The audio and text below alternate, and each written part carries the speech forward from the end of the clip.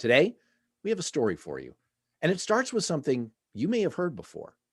We know that polls are just a collection of statistics that reflect what people are thinking in reality.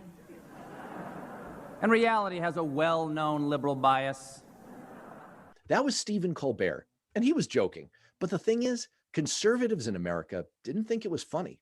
In the 1970s, conservatives began to believe that the places where people in government got their information, got their basic facts, were inherently liberal.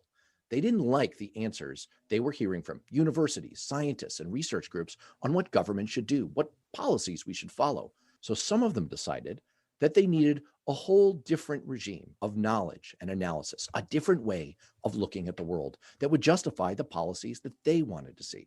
They started new institutions, the Heritage Foundation, the American Enterprise Institute, that would be the vanguard of a new conservative ecosystem of ideas, all aimed at explicitly justifying conservative policy. Eventually, as these institutions grew more successful, liberals followed suit.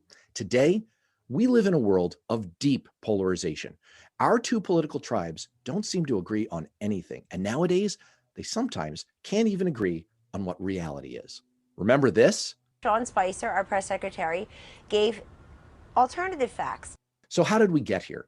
Can we trace it, or at least a big part of it, back to this moment when the fundamental way each party came to view reality began to be so consciously engineered? Our guest, E.J. Fagan, is an assistant professor in the Department of Political Science at the University of Illinois at Chicago. He's an expert on political parties, Congress, think tanks, and the way we set the agenda for what our government should do.